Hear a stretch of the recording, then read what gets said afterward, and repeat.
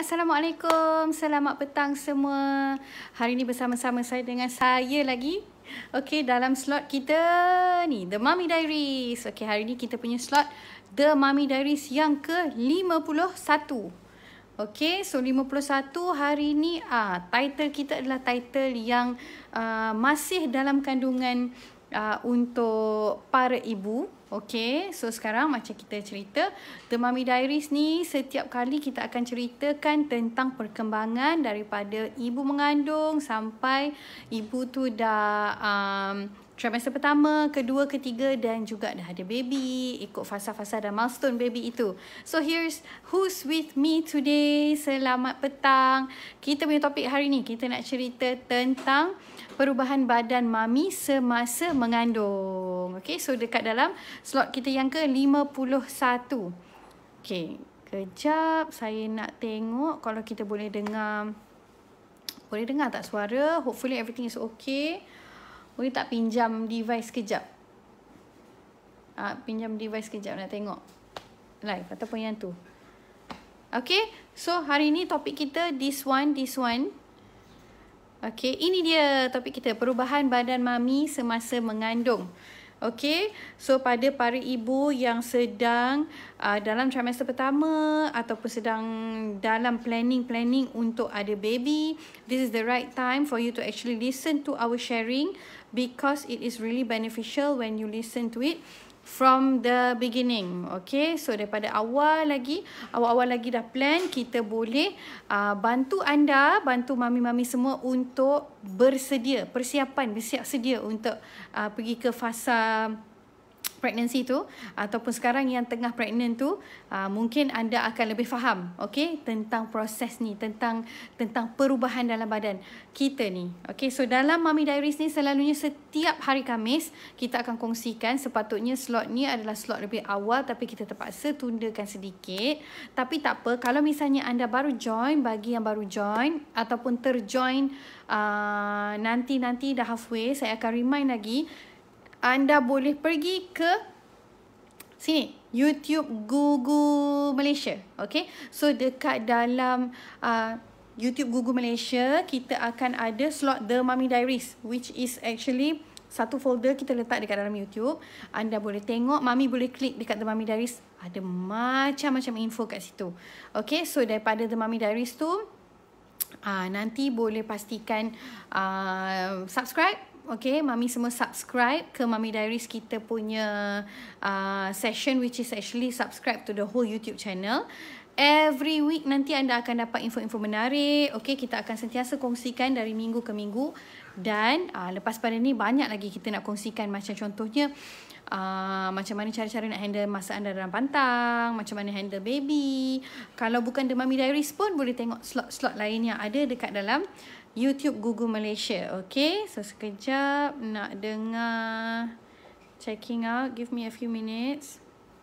Pada yang baru join, hello, hi, selamat petang.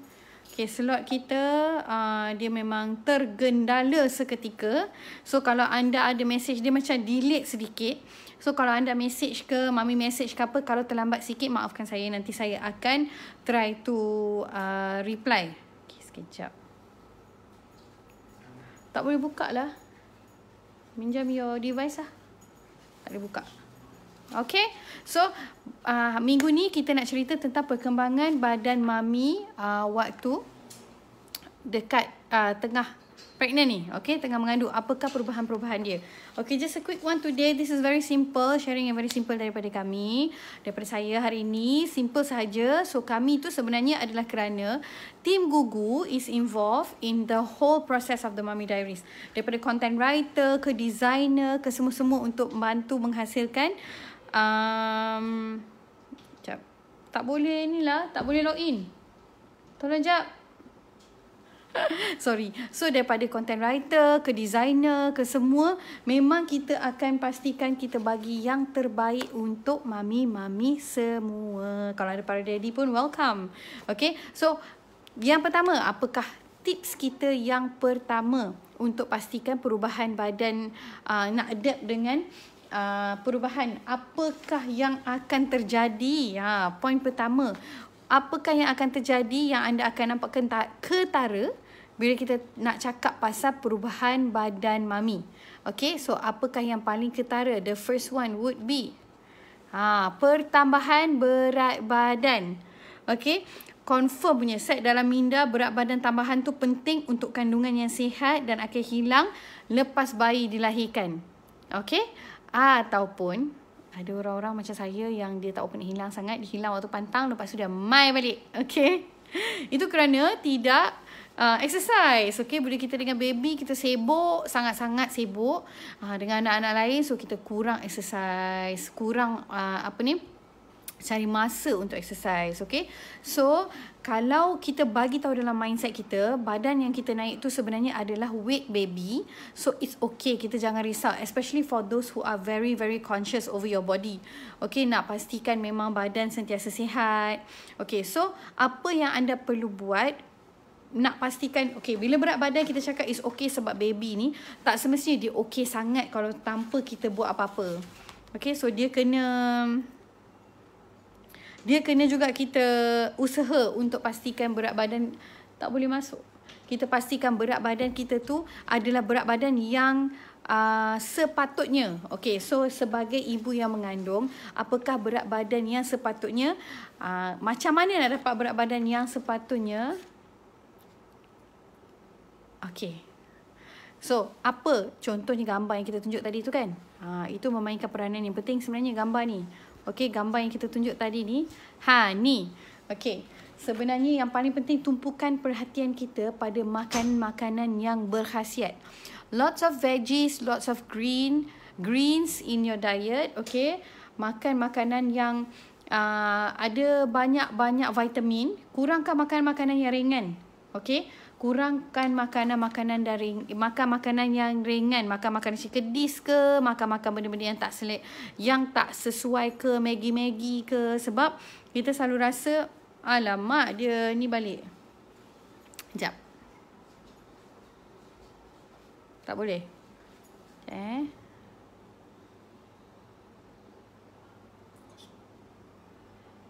Kita boleh. Okay, so pastikan jangan makan makanan-makanan yang tidak berkhasiat sebab kita masa tengah mengandung ni, kita nampak macam kita kita put on weight kan. Kita put on weight sebab kita dah tak boleh exercise yang macam ekstrim, macam jogging, macam high intensity workout. Okay, so kita boleh ringan-ringan punya workout. Tapi bila kita put on weight tu, kita tak nak put on weight benda-benda yang terlampau berlemak sangat sebab nanti dia akan contribute tu lemak badan ibu je, bukan baby tu yang naik fats tu. Soalnya kadang-kadang orang kata kalau teringin tu kan, baby teringin makan ni, baby teringin makan tu, tapi sebenarnya yang teringin makan tu sebenarnya adalah mami tu saja, tak ada kena mengena apa dengan anak hang. Macam tu lah orang kata kan. Okay, so pastikan penambahan berat badan ni adalah penambahan berat badan yang sihat. So it's okay if you feel that you are eating proteins, you are eating chicken, roasted chicken yang banyak, tapi janganlah pula tak apa anak teringin roti canai bantai sampai 3. Okay, so boleh kalau anda betul-betul berselera sekali-sekala tu makanlah benda-benda yang macam roti canai, semua fine. Tapi kalau boleh, cuba elakkan makan makanan yang macam berlemak, macam contohnya lah teringin nak makan lamb. Kalau boleh avoid lamb punya lemak-lemak tu, minyak-minyak yang ada. Try to go more on grills, try to go more on roasted. Sebab bila kita mengandung memang kita suka makan berapu kadang-kadang. Macam contohnya waktu goreng-goreng lah, minyak tu lah. KFC, McDonald's, semua tu sebenarnya ikut nasihat doktor anda. Tapi sebenarnya doktor kata okey, cuma jangan berlebihan dan jangan terlampau banyak. Tu jelas cerita dia. Kalau pasal ada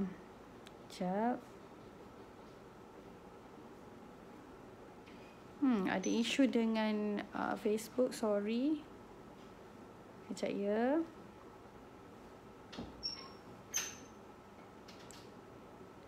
Okay, dia tak boleh masuk. Okay, so pastikan makan makanan-makanan yang sihat. So yang seterusnya, okay, apa lagi perubahan yang kita boleh nampak? Still dalam topik, bagi yang baru join, okay, kita masih dalam topik ini, perubahan badan mami semasa mengandung. Okay, we're still in this topic. Okay, pada mami-mami yang baru join, kita baru topik yang pertama sebelum ni. So, boleh go through topik, kita baru cakap pasal satu tips sahaja, satu perubahan sahaja yang kita tahu. Lepas pada ni, what is the next one? Perubahan apa lagi yang ketara yang kita boleh nampak bila kita mengandung ni? Okay, ini dia, sakit belakang. Okay, kita akan ada mula rasa sakit belakang. Now, benda-benda ni selalunya of course kalau kita mengalami sakit belakang disebabkan oleh kita punya pregnancy, kita cuba kaedah berikut untuk mengurangkan ketidakselesaan, okey, untuk mendapatkan tidur pada waktu malam. Ni benda-benda ni yang kita nak bagi tahu ni, okey, sakit belakang ni sebenarnya towards the middle of your pregnancy lah. Okay, so itulah perubahan yang anda akan ada bila anda mengandung. Anda akan mula dah start rasa sakit belakang bila baby tu dah weight dia dah ke depan. Okay, so macam regangan atau yoga yang mudah untuk menguatkan dan meregangkan otot belakang dan kaki dapat membantu bila you dah sarat. Okay, dah berat, baby dah berat. So boleh mula buat yoga yang actually boleh Google je yoga for pregnant mummies lah. Okay, so yoga yang sesuai.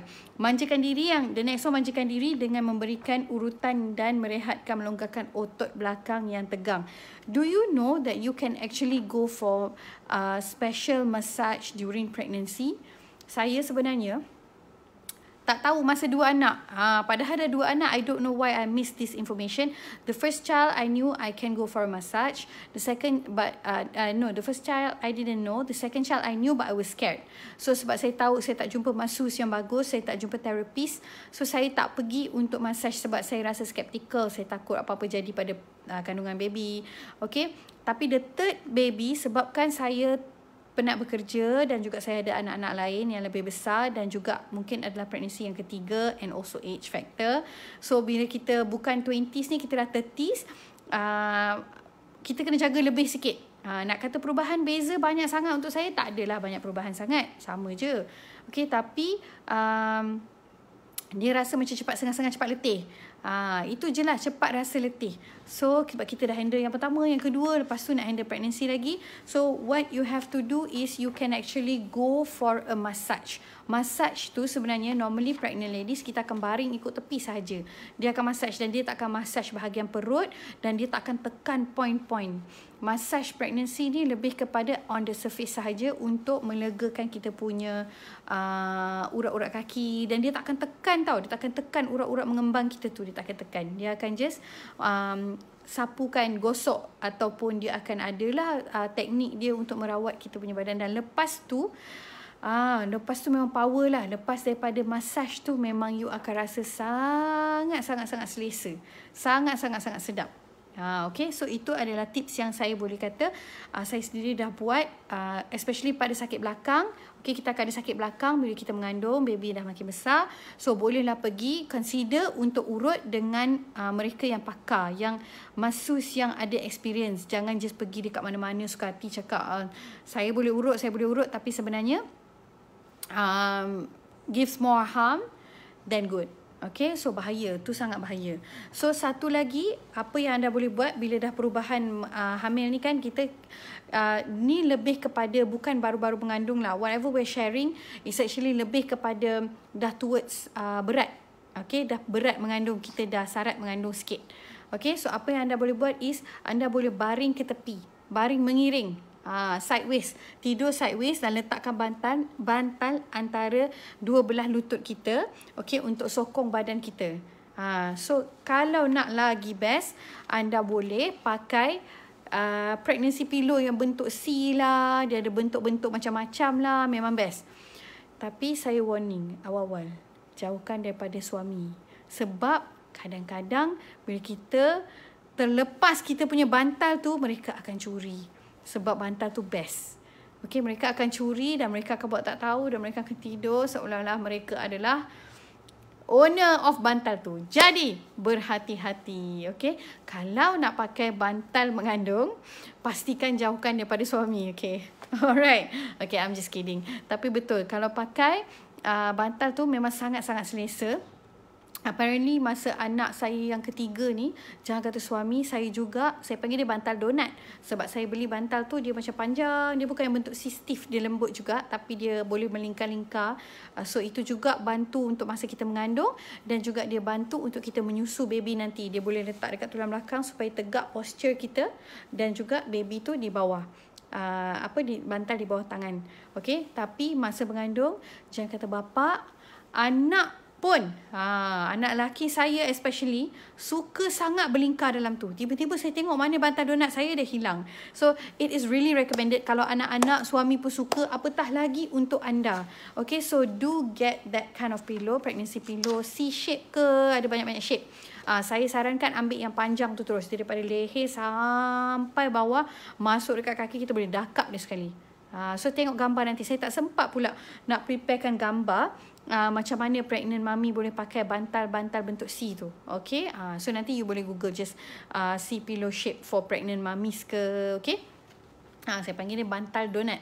Okay, so what's next? Apakah lagi perubahan-perubahan yang kita bakal tengok bila kita dah mula sarap mengandung ni? Okay, apa lagi? Yang ketiga, okay, kita akan rasa pergelangan pergelangan kaki dan tapak kaki mula membengkak.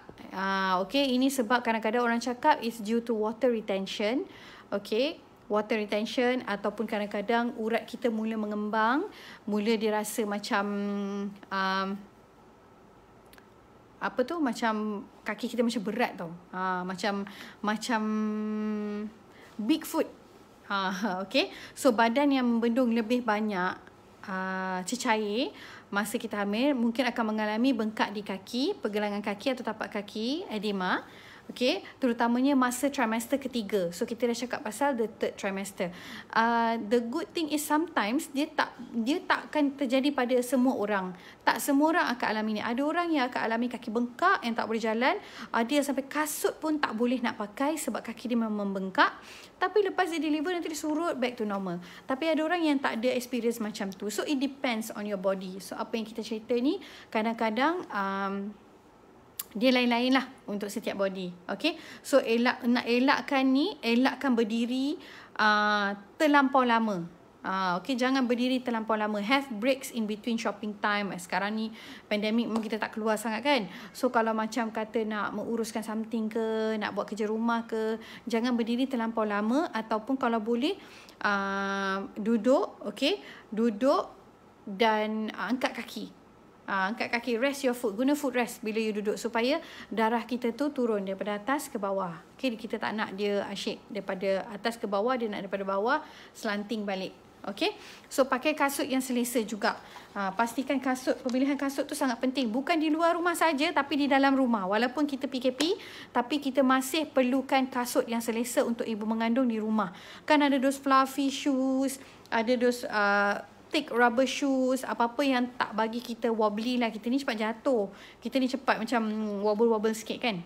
Kalau tengah pregnant, sebab kita tak berapa nak seimbang. So kalau boleh, elakkan daripada memakai kasut-kasut yang bahaya, licin masa mengandung. So kalau boleh, invest on that. So kalau nak pakai kasut-kasut tu nanti waktu pantang pun boleh continue. Kita pakai ke stokin kan. So ada orang yang dia tak suka pakai stokin, dia pakai kasut fluffy tu supaya kaki sentiasa rasa sedap. Stokin ni orang kata masuk angin, masuk apa ni, tak boleh. Sebenarnya stokin untuk memanaskan kaki kita je. Sebenarnya sebab bila kita tak pakai stokin, kaki kita akan rasa sejuk. Sejuk, urat-urat kita cepat sejuk, kita tak segar. Badan orang-orang dalam pantang mesti selalu segar. So kalau fikir, okay, masa pantang pun boleh pakai juga. So kita boleh invest lah masa kita pregnant, dia boleh pakai lama. Okay, so itu adalah beberapa tips yang boleh share. It's actually a simple topic today. It's just apakah perubahan badan yang anda boleh lihat nanti bila anda dah mengandung. Okay, dan bila anda sarap mengandung, what can you expect?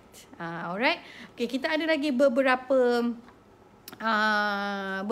sharing, beberapa tips yang kita nak kongsikan on possibilities. Okay, so stay tuned with me. I will be right back. Kita nak ambil sedikit break, nak take just a short break. Okay.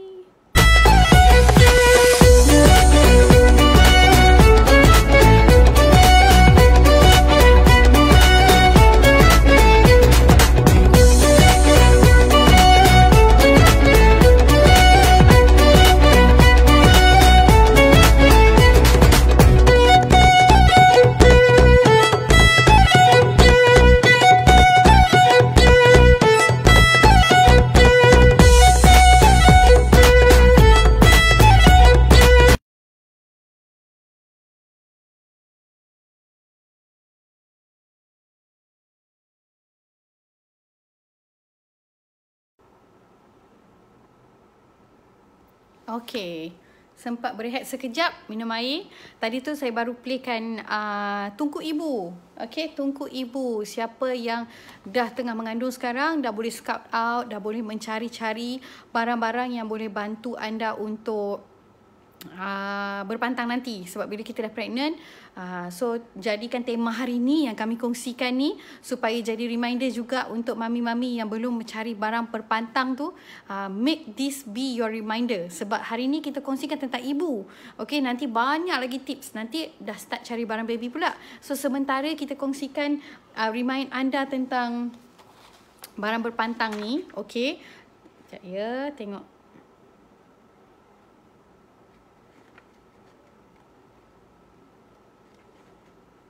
Okay, so sementara kita kongsikan, tengah tengok comments, okay. Do leave your comments. Kalau ada apa-apa soalan, boleh bagi tahu. Kalau nak tahu apa-apa pun, just let us know. Okay, sebab nanti kita akan boleh bantu anda. Boleh DM, boleh PM, boleh tanya macam-macam. Apa-apa nak tahu pasal pantang ke, pasal mengandung ke, no problem.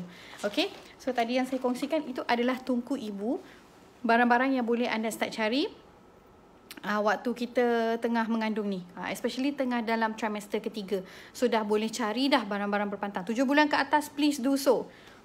Cari secepat mungkin. Now yang tadi saya kongsikan tu adalah Tungku Ibu. Tungku Ibu, Gugu ni apa sebenarnya? Kalau baru orang yang baru tengok Gugu, okey, kami adalah supplier kepada barangan-barangan baby dan juga barangan-barangan ibu. Dulu biasanya kita supply barang baby sahaja. Sekarang kita dah expand towards barang-barang ibu berpantang. Kita ada Tungku Ibu, kita ada Tungku Baby, mandian herba, bengkong, okey. So kalau nak, nanti boleh ke www.gugu.com.my. Kat situ nanti saya sharekan lagi website www.gugu.com.my.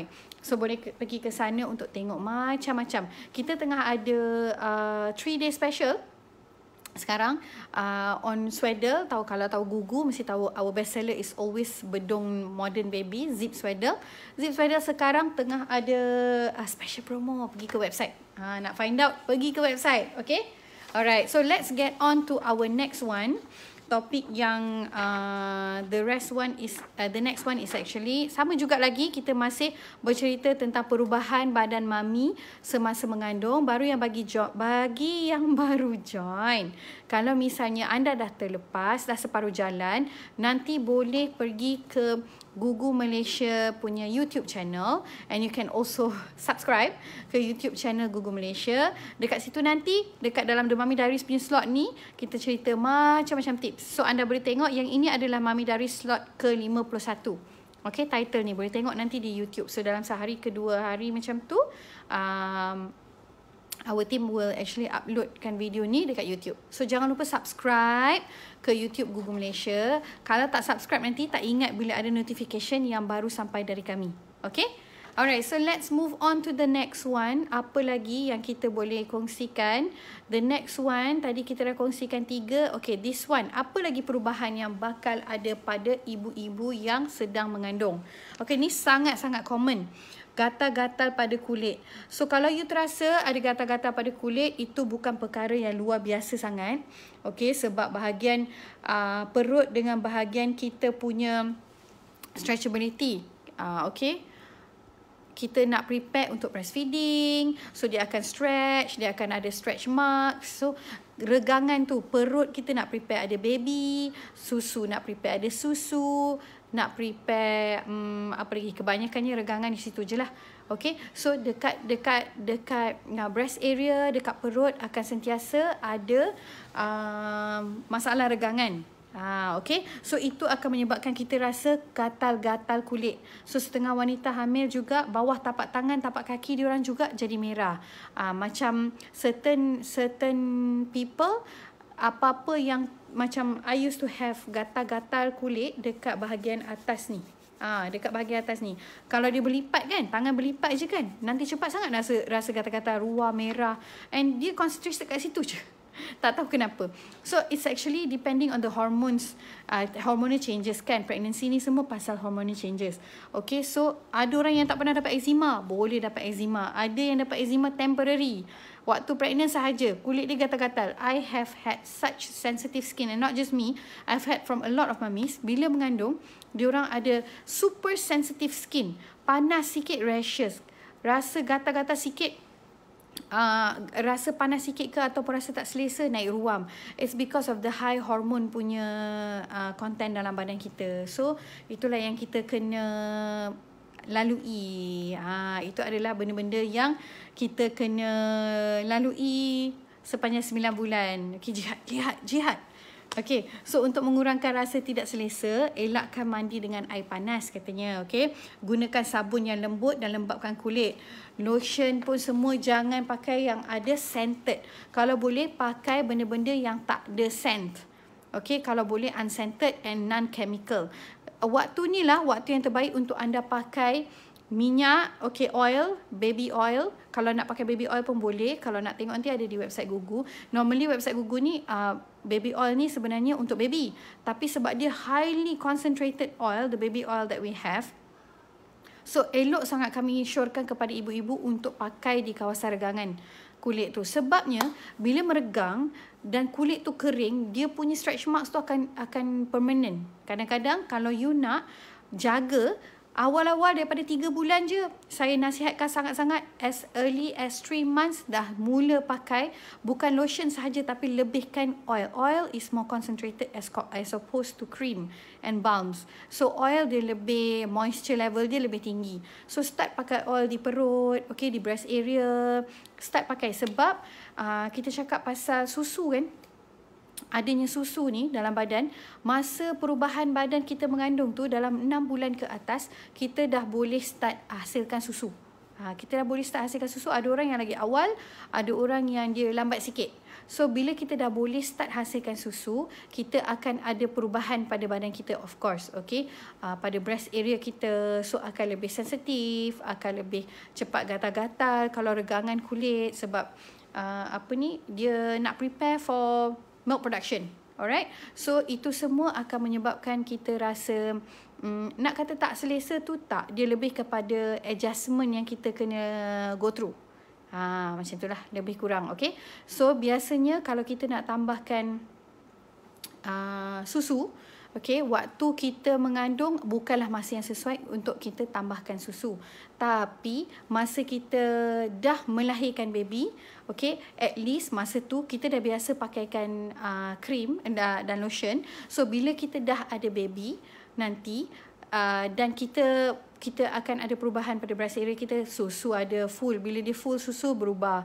Bila baby minum habis, berubah. Okay, so itu semua akan menyebabkan perubahan yang sangat-sangat drastik pada badan kita. So start from now, pakaikan lotion, pakaikan oils, okay, and everything that can help us to produce milk, and make sure you massage. Massage sentiasa. Now biasanya kalau orang tanya, adakah kita perlu milk booster? Macam contohnya yang kita ada ni, the waterfall. Okay, the waterfall. Adakah waterfall ni, the waterfall ni ramai yang tanya waterfall ni apa? Okay, it's actually a milk booster yang dapat bantu ibu-ibu hasilkan susu dengan lebih banyak dan mudah. Okay, it's not a magical punya benda, it's not a promise also. Tapi selalunya badan kita perlu berada dalam keadaan yang panas. So sentiasa kita perlukan heat dalam badan kita. So untuk menghasilkan susu yang banyak, kurangkan minum ais dan lebihkan minum air panas. Okay, so benda-benda ni semua kita dah boleh praktis daripada kita mengandung lagi. Bila kita mengandung, mungkin air panas kita kurang nak minum panas-panas sangat bila pregnant. Sometimes people suka sejuk-sejuk bila pregnant. Tapi start mulakan dengan massage, okay? Masagekan supaya anda dapat menghasilkan susu. Dan bila kita rasa perubahan badan kita dah start ada regangan tu, okay, prepare for it. Kita akan start hasilkan susu. Now, is milk boosters important during pregnancy? No. No, do not use milk boosters during pregnancy. Yang kita ada ni, jangan beli waktu anda mengandung. Okay, now milk boosters are very very helpful. Dia ada dua cara, consumable, boleh makan. Okay, macam ada herbal tea, benda-benda herba-herba. Ada juga milk booster yang jual kat luar sana yang ada macam red dates, longan. Benda-benda tu adalah elemen-elemen yang bantu untuk menambahkan susu.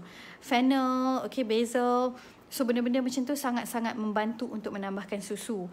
So bila nak ambil tu, ambil bila anda dah melahirkan baby. So walaupun kita tahu sometimes question ni datang, perubahan mami dah boleh hasilkan susu 6 bulan. Perlu ke kita ambil benda-benda ni semua untuk cepat pastikan pada time kita lahirkan baby tu susu dah banyak? Tidak perlu ambil waktu anda mengandung. Jangan lagi. Sebab waktu mengandung kita nak badan kita biarkan proses tu jalan dengan naturally.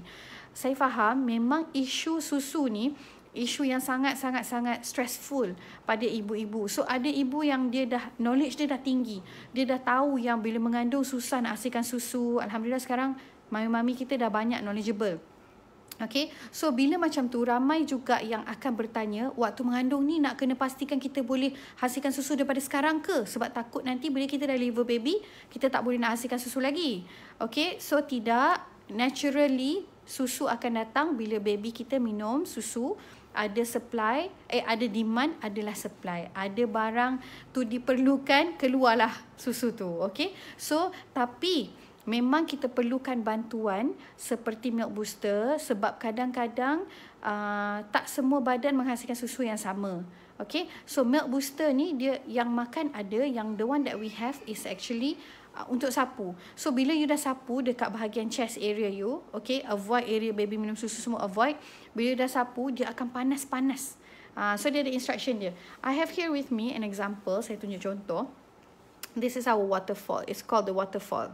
Okay, so it's a unique blend of essential oils to help boost mother's milk supply.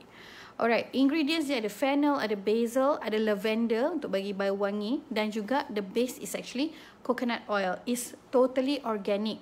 Now you massage onto breast avoiding nipple area. Use it for 7 days. Okay, 7 hari.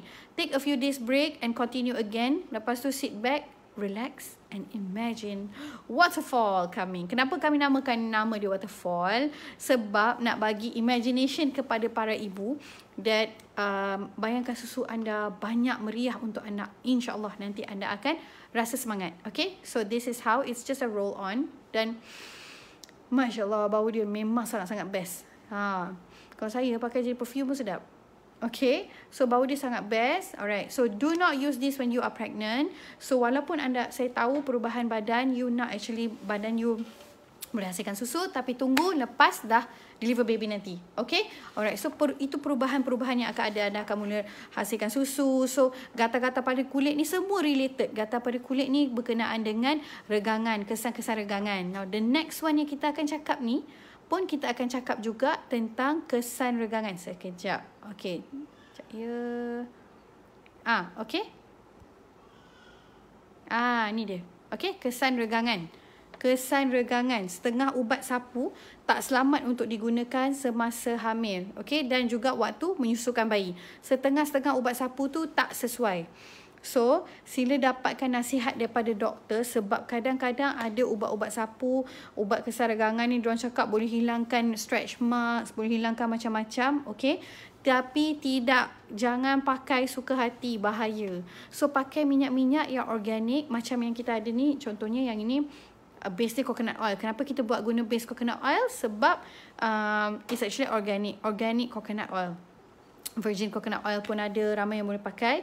Okey, boleh gunakan minyak yang diperbuat daripada formula yang tanpa chemical. Okey, so setengah ubat sapu tak selamat digunakan semasa hamil atau menyusukan bayi sebab dia mempunyai ubat-ubatan yang tidak boleh dipakai ataupun kandungan-kandungan benda yang berbahaya. Okey, ada komen sekejap. I want to see. Alright, sekejap ya. Okay, so pastikan kalau kita nak hilangkan kesan regangan, sebenarnya awal the cure to stretch marks is actually prevention. It's not a cure. There's no cure to stretch marks. Dia memang akan sentiasa ada dan paling-paling pun dia akan kurang. Tapi apa yang kita boleh buat adalah kita boleh prevent dia dengan menyapu minyak, sapu minyak supaya kulit kita tu dah lembut. Bila kulit kita dah lembut, especially kat bawah perut kita kan, bila kulit kita tu dah lembut, dia senang aja dia meregang. So dia tak paksa benda tu, tak paksa kulit tu meregang sampai berbekas-bekas. Okay, alright. So apa lagi perubahan? Ni satu ni perubahan unik yang nak share ni. Okay, perubahan unik. Tak tahulah siapa yang sedar, tapi perubahan ni, perubahan yang ada dekat pregnant mummies ni agak unik. Tak tahu ada pernah dengar ke tak. Okay. Ni kuku memanjang dengan cepat. Okay. Dalam sekitar bulan 4, bulan yang keempat kita pregnant dalam second trimester kan. Kuku kita mungkin akan mula memanjang dengan lebih cepat daripada biasa. Okay. Lepas tu pula dia mungkin lebih rembut atau cepat rapuh. Okay, so lepas tu dia ada beralur-alur halus. Ada banyak ni based on different body lah. Okay, sepatutnya dia akan lepas daripada bersalin nanti, InsyaAllah kuku kita akan balik ke normal. Tapi dia memang cepat. Mungkin sebab kita sebenarnya tengah proseskan growth of baby. This is not medical, this is just an assumption. So probably macam kita tengah kandungan hormon yang tinggi dalam badan kita mempercepatkan proses-proses penumbuhan kuku dekat tangan kita. Okay, most probably lah, kata pakar yang bukan doktor ni. Okay. So apa lagi satu, the last tip that we have that you can probably take into account. Okay, perubahan yang terakhir lah yang kita kata yang mungkin ada banyak lagi sebenarnya, tapi kami kongsikan apa yang basic. Okay, alright. So ini dia perubahan badan yang menyenangkan. So walaupun kehamilan ni membawa banyak cabaran, fizikal kita, mental kita, okay, tapi ada perubahan fizikal kita yang best sebenarnya. Ini memang sangat best. Okay, ini semua wanita akan alami. Bila kita pregnant, ada 3 benda yang saya sangat suka bila kita pregnant ni. Okay, masih dalam topik ini, okay, perubahan badan semasa mami mengandung. Bagi yang baru join, jangan lupa untuk pergi ke YouTube Gugu Malaysia, okay, dan jangan lupa juga subscribe pada YouTube kami, sebab nanti akan ada notifikasi macam The Mummy Diaries ni akan ada bila kita update sehari 2 hari selepas kita live di Facebook. Okay, kita akan upkan dia di YouTube channel. Okay, so do not forget to subscribe to our YouTube channel, please. Okay, so sekarang ni apa benda yang best ni? Okay, satu, rambut kita jadi extra lebat. Lebat sangat rambut, shining, shimmering, splendid. So masa saya mengandung, saya pernah pakai shampoo bidara Nafia. Memang superb shampoo dia lagi-lagi lah tambah melebatkan lagi rambut.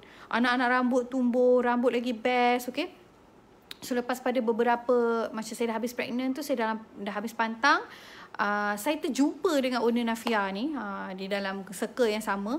Saya bagi tahu dia, you punya shampoo ni betul-betul bantu untuk melebatkan rambut, dan dah terbukti yang masa mengandung saya pakai, ia selamat sebab dia tak ada chemical. Okay, tapi kita akan cakap nanti bila kita bersalin, gugur rambut lah, masa tu nak adik lah, apalah semua orang cakap kan, rambut kita gugur, rambut kita mula ni. Sebenarnya proses gugur rambut tu adalah kerana masa kita mengandung, rambut kita akan double triple daripada amount biasa. Dia tumbuh melebat. So bila kita dah deliver baby, kalsium makin berkurangan, nutrition semakin berkurangan, dan dia akan sikit-sikit luruh lah. Okay, so eloknya jaga rambut masa kita tengah dalam mengandung, biar dia jadi fluffy macam tu. Okay, so tu perubahan yang sangat best. Yang kedua, muka berseri-seri. Semua orang cakap berseri-seri mengandung. Sebabnya mungkin kita happy, mungkin kita pun stress free. Kalau kita penat pun kita tahu kita akan ada kehadiran orang baru dalam hidup kita. So somehow rather it makes you happy. So akan berseri-seri. Satu lagi yang paling best, tak risau langsung pasal gemuk ataupun bulat, baju tak cukup ke, tak apa ke, semua bagi saya, semua tu kita tak risau. Okay, kita membesar dengan sihat. Tak risau pun. Sebab kita tak risau pun orang akan cakap, alamak pakai baju nampak gemuk lah. Of course, you're pregnant. So memang seronok habis lah bila mengandung ni. Tak payah be weight conscious. Yang kita nak jaga, kita tak nak terlampau naik berat badan yang mendadak, sebab nanti kita takut impact pada badan ataupun susah nak weight loss selepas tu. Tapi of course kita akan naik badan kan. So masa tu pun tak kisahlah nak rasa apa pun, sebab kita tak kisahlah gemuk pun sebab ada baby. Macam tu lah.